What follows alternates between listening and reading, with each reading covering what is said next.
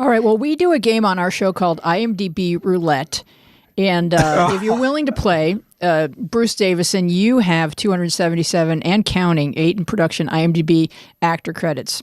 Are you ready to play our game? Here's how it works. I say the name of one of your credits, and you do your very utmost best to tell us who you played and what you remember about the experience. Okay. You don't have to do really well because she loves to talk about the amount of research she's done on this. No. I'm just telling you, there's no pressure because I have the answers. Well, I love researchers. It helped me. I have the master exam right here in front of me. Number 1 is Mame. Yeah. Well, first of all, one of my good friends when I first came to Hollywood was Desi. Desi, and we would go to the clubs that were around there at the time, and I was with Desi and Dino, and we'd go to I forget the name of the club, the Daisy, right? And his mother would be losing 40 grand in the back room playing Parcheesi. Okay. And I would get up and I would go to the bathroom, and this older gentleman would get up and I'd just be passing him, and he'd say, can I get you kids anything? Are you kids all right? And I'd say, no, Mr. Sinatra, we're fine. My God. Yeah, I'm going to the bathroom, okay?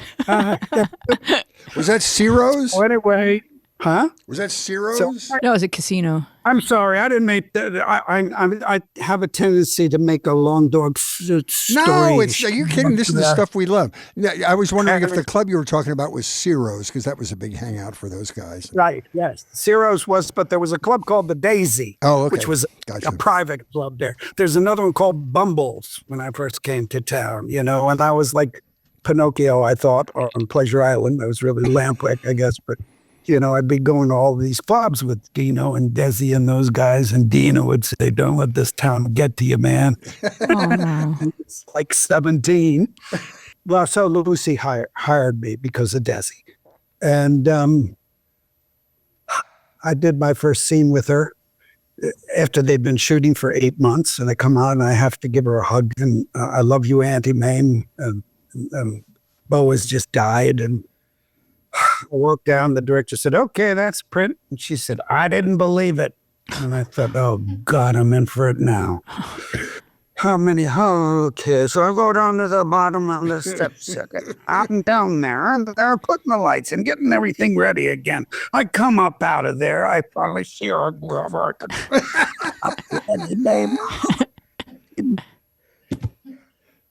Walk down, and I hear this hand going, "I knew you had it in you." Oh, that's great. That's adorable. I hope people see this on YouTube. That was a great little acting piece right there. Number 2 is Deadman's Curve. Deadman's Curve. Jan and Dean. Mm-hmm. Oh, man. That's a long and painful story in some part. I was supposed to do that with John Johnson, and we got a little wasted the night before, and the producer wasn't going to let him do it. Anyway, I ended up doing the film, and it was a movie of the week. And what had happened is the end of the film never happened for Jan and Dean. It didn't happen until after the film became successful. Oh. And then everybody accepted the fact that Jan had this accident, had a scrambled eggs for he really scrambled himself completely, and he was a genius. He was a brilliant. He was a med student. He was all that. But during the course of the time shooting there, Jan and Dean's still alive. I still keep in contact with Dean. We did a song together a while back. But Jan started to think that I was Dean. Oh, wow. He'd say, "Remember that girl I took away from you when we were in Waco?" "Yeah, remember that?" Oh, Yeah. wow. It was a weird time because he had hit a car and was in a coma for months and months, and they never thought he'd live. Right. And he came out of it. But the thing was, he was so brilliant that he could fake it. Mm-hmm. Wow. He could fake that he was perfectly fine. And you could be talking to him for quite a while before he would say, "Well, that's scrambled eggs," and it's not, it's salad, Chinese chicken salad or something. Right. But yeah, it was quite an experience. Yeah. Okay. All right. Number 3 is Seinfeld. Seinfeld. Yeah. Wow. Well, just came in, auditioned for the part like everybody else at the time, ended up doing that, and became dear friends with Jason Alexander, who I've worked with many times since. We did a play together, and he's just opening. In fact, that's him. He's just opening downtown. I mean, he's opening at Lammermoor Theater in Fiddler. Yeah. And I There bet we these. go. But That's they're so going to take cool. it to Oh, the he'll dark. be Because great. it's Oh, a he'll be- brilliant production, and he is born to play that part. Oh, complete I can Tevye. totally Yeah. see that. All right. Number 4 is Ozark. Ozark. Okay.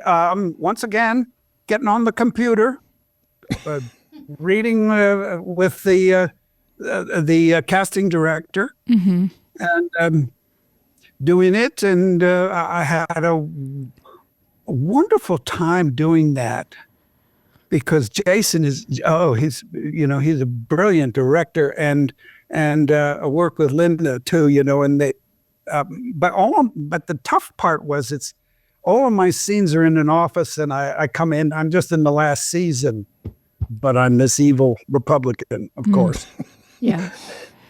senator trying to fix the voting machines. And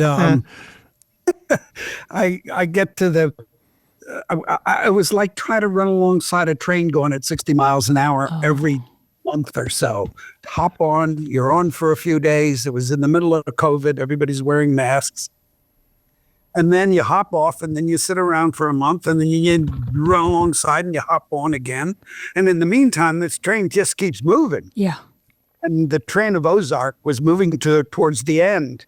And it was like a runaway train. It was full speed, and everybody was working so smoothly and so quickly together that I felt really like I'm just this hobo trying to run alongside and hop in the boxcar every time. Well, you did it. Well, Well. number 5 is Fritz's favorite show, I think, Bosch Legacy.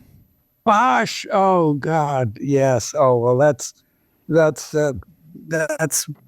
wonderful. My Mr. Bosch is a dear friend, and we've known each other through conventions, I think, over the years. And he just said, "Come on, do it." So I did, and it's funny to be working with Mame on it because Mimi Rogers and I. Yeah, did what a nice role for her for a few seasons. That was great. Yeah, it's great that she's doing that. But she and I did husband and wife on a movie called Far From Home way back before my son was born. So that makes it 30 years ago.